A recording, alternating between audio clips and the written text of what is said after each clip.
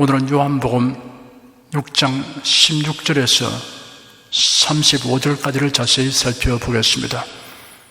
이 시간 성령께서 우리 마음눈을 밝히시고 은혜와 진리를 깨닫게 하여 주시며 살았고 운동력 있는 말씀의 권능을 체험하게 하여 주실 것을 믿습니다. 16절에서 21절까지 함께 읽겠습니다.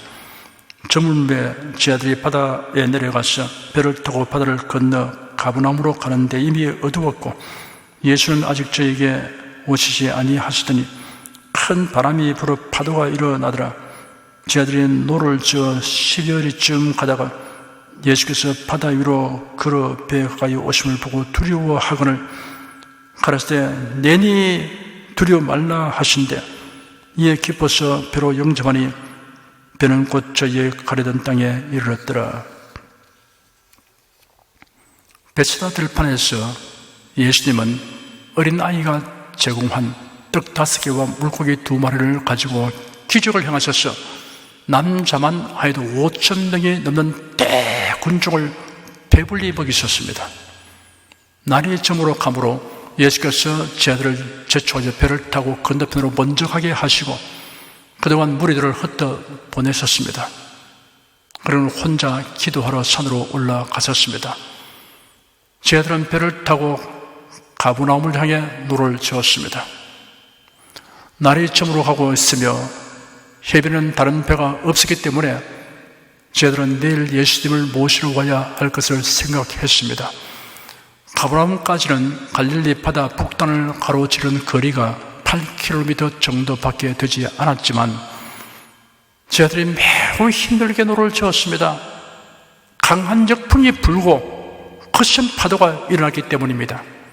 마태복음에 보면 바람이 그슬림으로 물결을 인하여 고난을 당했다라고 기록되어 있습니다. 갈릴리 바다는 해수면보다 약 210m나 낮고 북쪽 헤르몬 산에서 불어오는 차고 건조한 바람과 남쪽 아라바에서부터 불어오는 뜨거운 바람이 만나 기상변화가 심하였습니다. 그뿐 아니라 낮에 햇빛을 받아 더워진 바다로 인해 더운 공기가 조성됩니다. 반면에 헬몬산에서 찬 공기가 밀려오면 가벼워진 더운 공기가 위로 올라가고 찬 공기가 바다 위로 내려오는 대류작용으로 인해 마치 바다가 공중으로 빨려 올라가는 듯하는 상황이 발생이 됩니다. 이런 경우에는 노를 젓는 일에 아무리 노련한 어부라도 감당할 수 없게 됩니다. 예상외로 획획한 기상 변화로 파도가 거세게 일어나므로 제 아들은 사투를 부리고 있었습니다. 더욱이 야간 항해 중에 이런 상황에 직면하면 목숨이 아주 위태롭게 되므로 두려움에 사로잡힐 수밖에 없습니다. 벌써 밤 4경이 되었습니다. 로마에서는 야간에 4교대로 보초를 섰으므로 오후 6시부터 다음날 오전 6시까지 밤 시간을 4등분으로 나누었습니다. 밤 4경은 새벽 3시부터 6시까지입니다. 제 아들은 상당히 오랜 시간 동안 파도와 싸우고 있었던 것입니다. 그때 제 아들은 사람의 형체가 그들을 향해 바다 위로 걸어온 것을 보았습니다. 유령이라고 판단한 제 아들은 유령이다! 라고 소리를 질렀습니다. 제 아들의 불안한 감이 가중되었습니다. 항해 중에 보게 되는 유령은 배가 침몰하는 징크스라는 통념이 선원들에게 있습니다. 그 순간 예수께서 제 아들을 향하여 내다 두려워 마라 하셨습니다. 그러자 제 아들의 마음에 가다가 있던 불안은 일시에 사라지고 기쁨이 그 자리를 대신하였습니다. 그들은 반색하며 예수를 영접하였습니다. 풍파는 잠잠해졌고 그들은 목적지에 이르게 되었습니다. 근심되고 불안할 때 가장 탁월한 처방은 주님께서 곁에 계심을 인식하는 것과 주님의 말씀을 듣는 것입니다. 성경을 읽으면 내가 여기 있다, 두려워 말아라 하신 주의 음성을 들을 수 있습니다. 22절에서 26절까지 함께 읽겠습니다. 이튿날 바다 건너편에 섰는 무리가 배 한쪽 밖에 다른 배가 거기 없는 것과 또 어제 예수께서 제자들과 함께 그 배에 오르지 아니하시고 제자들만 가능성을 보았더니 그러나 디베라에서 베드로이 주의 축사하신 후 여럿이 떡 묻던 그곳에 가까이 왔더라. 무리가 거기 예수도 없으시고 제자들도 없음을 보고 곧 베드로를 타고 예수를 찾으러 가버나움으로 가서 바다 건너편에서 만나 랍비여 어느 때 여기 오셨나이까 하니 예수께서 대답하여 가라사대 내가 진실로 진실로 너희에게 이르노니 너희가 나를 찾는 것은 표적을 본 까닭이 아니요 떡을 먹고 배부른 까닭이로다. 어제 기적의 떡을 먹었던 사람들이 베드로를 타고 그 현장으로 찾아왔습니다. 예수님의 제자들은 어제 날이 어두워질 무렵 배를 타고 갔고 예수님은 홀로 산으로 가신 것을 그들이 보았습니다. 배는 한 척밖에 없었기 때문에 예수님은 산에 계시다가 아침에 내려와 계실 것으로 그들은 판단하였던 것입니다.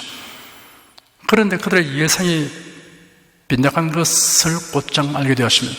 그곳에 아무도 없었기 때문입니다. 그러자 그들이 즉시 베드로를 타고 가버나움으로 가니 예수님이 그곳에 계셨습니다. 그들은 반가우면서 한편으로는 놀랐습니다. 도대체 언제 어떤 방법으로 가버나움으로 오셨는지 알 수 없었기 때문입니다. 그들은 예수님에게 랍비님 언제 여기 오셨습니까? 라고 질문했습니다. 예수께서 그들에게 대답하시길 내가 진실로 진실로 너에게 이르노니 너희가 나를 찾는 것은 표적을 본 까닭이 아니요 떡을 먹고 배부른 까닭이로다 하였습니다. 예수는 그들이 예수를 찾아 나선 동기와 목적을 그대로 지적하여 드러내셨습니다. 예수께서 그들에게 기적을 베푸신 이유와 목적은 두 가지였습니다. 첫째는 종일 굶고 있는 사람들을 긍휼히 여기시기 때문입니다. 둘째는 그 기적과 이사를 통하여 예수님이 누구이신가를 무리들이 깨닫게 하려는 것입니다. 예수는 생명의 양식을 주시는 구세주라는 것을 그들이 알도록 하려는 것입니다. 그런데 사람들은 그들이 떡을 먹고 배부르게 된 것만 생각하며 동일한 체험을 갖기를 바라고 온 것입니다. 오늘날 또 우리가 하나님의 능력을 보게 되고 체험하게 될 때 문제 해결 바라는 것에만 집착할 것이 아닙니다. 예수 그리스도에 대한 믿음을 더 굳건하게 가지는 계기로 삼아야 합니다. 예수의 사랑과 은혜를 체험하고 진리의 말씀을 깨닫기를 갈망하는 마음을 가지는 것이 예배에 임하는 바른 자세입니다. 그래야 은혜를 받으면 아집을 버리게 되고 온유하고 겸손하게 됩니다. 요즘 교회의 예배 형식은 점차 세속적인 행사 분위기를 닮아갑니다. 하나님을 기쁘시게 하려는 것보다 참석자들이 피차에 즐기거나 사람을 즐겁게 하려는 경향이 짙습니다. 굉음에 가까운 소리를 내고 혈난한 춤으로 정신이 어순하도록 하는 행태는 정례 예배에는 적절하지 않습니다. 정례 예배는 특별 행사와는 구별되어야 합니다. 경건하게 공경하는 마음으로 삼가며 조심성 있게 예배해야 합니다. 금가루가 날리게 된다고 하거나 사람을 쓰러뜨리는 것을 과시하는 등의 괴상망측한 짓을 하는 것을 보고 감동바라며 은혜 받는 사람은 영적으로 병든 사람들입니다. 항상 요란하고 떠들썩한 예배 분위기에 길들여진 사람은 정통적 예배 분위기에 적응하지 못합니다. 이런 마치 단 음식에 길들여진 식습관과 같습니다. 단 음식을 상식하면 건강을 해칩니다. 그런 음식에 길들여지면 식생활 습관을 고치려고 하지 않는 폐단이 생깁니다. 27절 한 절 읽겠습니다. 성는 양식을 위하여 일하지 말고 영생하도록 있는 양식을 위하여 하라. 이 양식은 인자가 너에게 주리니 인자는 아버지 하나님의 인치신 자니라. 썩은 양식은 성는 양식이라고 번역하는 것이 적절합니다. 이미 썩은 양식이 아니라 기필코 썩게 되는 양식을 가리킵니다. 일하지 말라는 것은 양식을 얻기 위해 일하지 말라는 뜻이 아닙니다. 사도 바울은 명령하기를 누구든지 일하기 싫어하거든 먹지도 말게 하라 하였습니다. 예수께서 언급하신 일하지 말라는 말씀은 사는 목적을 먹는 양식을 얻는 데 둘 것이 아니라 영생을 얻는 데 두라는 뜻입니다. 먹기 위해 살고 살기 위해 먹는다라는 인생이 되지 말고 영원한 생명, 영원한 가치, 영원한 영광을 위한 인생이 되어야 합니다. 이 양식은 인자가 너에게 주리니 인자는 아버지 하나님의 인치신 자니라 하셨습니다. 이 양식이란 영생을 의미합니다. 영생은 예수께서 주신다고 하였습니다. 이런 아버지 하나님께서 예수님에게 인치셨기 때문이라고 말씀하셨습니다. 인침을 통하여 권위가 부여되고 사실 확정이 됩니다. 예수님의 말씀과 약속은 모두 아버지 하나님께서 확정하신 것입니다. 28절 29절 함께 읽겠습니다. 저희가 묻되 우리가 어떻게 해야 하나님의 일을 하오리까? 예수께서 대답하여 가라사대 하나님의 보내신 자를 믿는 것이 하나님의 일이니라 하시니, 성전 양식을 위하여 일하지 말고 영생하도록 있는 양식을 위하여 하라는 예수님의 말씀을 듣고 사람들은 우리가 하나님의 일을 하려면 무엇을 해야 합니까? 라고 질문하였습니다. 예수께서 대답하시기를 하나님의 보내신 자를 믿는 것이 하나님의 일이다 하였습니다. 예수는 우리에게 선한 행실을 먼저 요구하지 아니하십니다. 먼저 믿음을 요구하십니다. 무엇에 대한 믿음이냐 하면 하나님이 보내신 자에 대한 믿음입니다. 하나님의 보내신 자는 예수님을 가리킵니다. 영생을 얻기 위하여는 예수 그리스도를 믿는 것이 선결 조건입니다. 영생을 얻은 사람에게는 영생 얻은 사람답게 살아가야 하는 거룩하고 복된 의무가 부여됩니다. 30절 한 절 읽겠습니다. 저희가 묻되 그러면 우리로 보고 당신을 믿게 행하시는 표적이 무엇이니까? 하신 일이 무엇입니까? 사람들은 예수님에게 그들이 예수님을 믿도록 무슨 표적을 보여주시겠느냐라고 물었습니다. 이런 사람들에게는 아무리 많은 표적을 보여주어도 소용이 없습니다. 계속 다른 표적을 요구할 것입니다. 사람들은 이러한 신지 상태를 정확히 드러낸 생생한 장면이 예수께서 말씀하신 부자와 나사로에 대한 이야기에 있습니다. 거절당한 부자의 간청에 대한 장면입니다. 그것은 이 세상에서가 아니라 저 세상에서의 일입니다. 비할 데 없을 만큼 호화롭게 생활하는 한 부자가 있었습니다. 왕족이나 귀족같이 상당한 지위나 권세에 있는 사람들이 입는 자식 옷과 대단한 재력이 있어야만 입는 가는 베옷을 항상 입었습니다. 당시 고운 베옷은 같은 무게의 금보다 2배나 감당하는 것이었다고 합니다. 그리고 부자는 날마다 환락의 잔치를 하며 살았습니다. 한편 그 부자의 문전에는 부자의 성에서 떨어지는 부스러기로 배를 채우려고 하여 들어놓은 거지가 있었습니다. 그 거지는 설상가상으로 심한 피부병이 있어 몸이 헌데투성이었습니다. 그 이름은 나사로입니다. 어느 날 거지 나사로가 죽었습니다. 시신이 어디에 묻혔는지 기억해 줄 사람도 없습니다. 제대로 매장이나 되었는지도 모를 일입니다. 죽음은 누구에게나 차별 없이 찾아오기 마련입니다. 부자도 죽었습니다. 성대한 장례가 치러졌습니다. 부자의 시신은 준비되고 단장된 묘소에 고이 안장되었습니다. 부자의 장례에 관한 이야기는 많은 사람들의 관심과 화제의 대상이 되었습니다. 이 부자의 삶과 죽음에 관한 이야기는 언제나 나사로의 삶과 죽음과 연관되어 사람들의 입에 오르내리게 되었습니다. 사람들은 이 두 사람을 가장 복 있는 사람과 가장 불우한 사람으로 대비하였습니다. 그런데 성경에는 사람들의 이런 견해와 판단에 옳지 않다는 사실이 죽음 건너편 세계까지 이어지는 이 두 사람의 실상을 밝힘으로 밝히 드러내고 있습니다. 나사로는 죽음의 순간에 속사람이 천사에게 받들려 아브라함의 품에 들어갔습니다.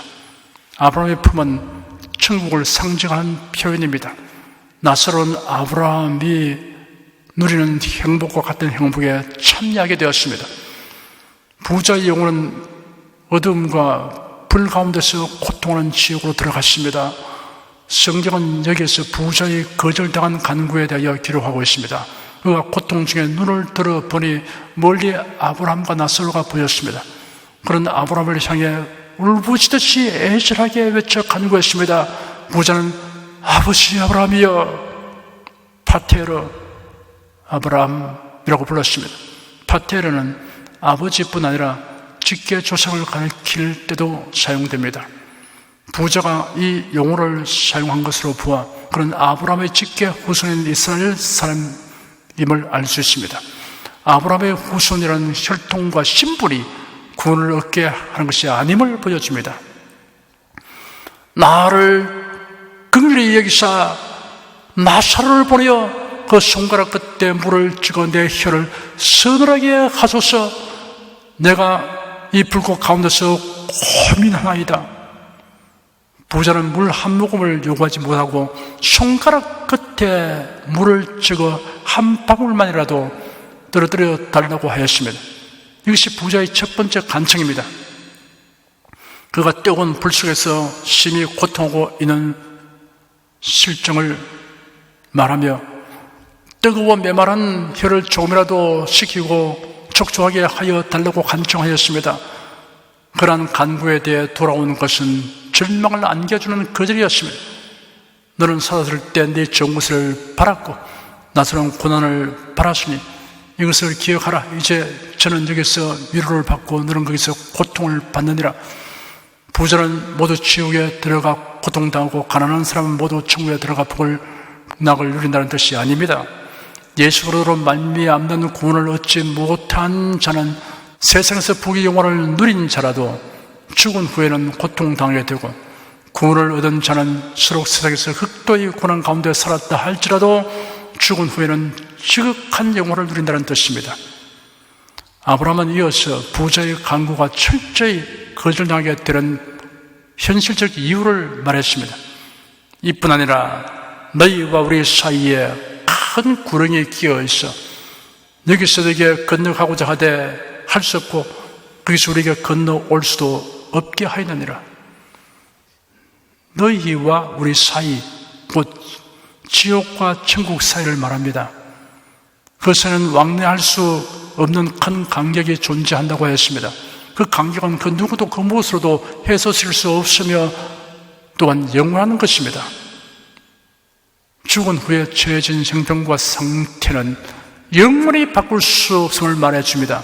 이 세상에서의 사람의 처지와 형편은 바뀌어질 수 있습니다. 그러나 죽음 건너편에서 그가 처한 상태는 영원히 바뀌어질 수 없습니다. 첫 번째 간청을 거절당한 부자가 이번에는 다른 것을 간청하였습니다. 그러면 간청합니다. 나사로를 내 아버지 집에 보내주십시오. 내 5 형제가 거기 있습니다. 나사로가 가서 그들에게 경고하여 그들은 이 고통받는 곳에 오지 않게 해 주십시오. 아브라함이 답했습니다. 그들에게는 모세와 예언자들이 있으니 그들에게 드리면 될 것이다. 그러자 부자가 말하기를 그렇지 않습니다. 죽은 자들 가운데 다시 살아나는 사람이 그들에게 가서 말하면 그들이 회개할 것입니다. 하였습니다. 그들이 모세와 예언자들의 말을 듣지 아니하면 비록 죽은 자들 가운데서 다시 살아난 사람이 그들에게 가서 말해도 믿지 않을 것이다 라고 부자의 간청에 대해 아브라함은 여전히 거절하는 대답으로 대화를 종결지었습니다. 구약 성경을 크게 둘로 나누어서 율법과 선지서로 구분합니다. 모세는 율법을, 선지자는 선지서를 의인화하여 표현한 것입니다. 그러므로 모세와 선지자들은 구약 성경 전체를 의미하는 관용어입니다. 구약 성경에는 넷세에 관하여 기록되어 있습니다.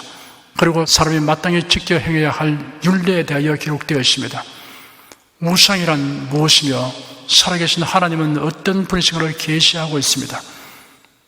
하나님을 경외하는 도를 계시하고 있습니다. 그러므로 율법과 신서가 하나님의 사자와 전령으로서 역할을 하고 있습니다. 이생의 사람들이 구원 얻는 길을 아는 데는 성경 말씀으로 충분합니다. 모세와 신날이 증언한 것은 예수 그리스도입니다. 예수 그리스도의 말씀을 듣고도 믿지 않는 사람은 표적을 보아도 믿지 않습니다. 성경에 기록된 말씀을 듣고도 믿지 않는 사람은 표적을 보아도 믿지 않습니다. 서로 표적을 보고 믿어도 결국 성경에 게시된 말씀에 규작된 믿음을 가져야 합니다. 시편 기자는 말하기를 하늘이 하나님의 영광을 선포하고 공창이 그 손으로 하신 일을 나타내는도다 하였습니다. 사실은 우주 만물이 하나님의 계심을 나타내는 표적입니다. 우리 몸 기관과 세포 하나하나가 하나님의 계심을 나타내는 표적입니다. 31절 한 줄 읽겠습니다. 기록된 바 하늘에서 저에게 떡을 주어 먹게 하였다 함과 같이 우리 조상들은 광야에서 만나를 먹었나이다. 그들은 떡을 먹은 일과 연관하여 대화가 진행되기 때문에 모세를 생각해 내었습니다. 이스라엘 백성들이 광야에서 양식이 떨어졌을 때 모세가 기도하니 만나가 내려왔던 일을 그들이 연상한 것입니다.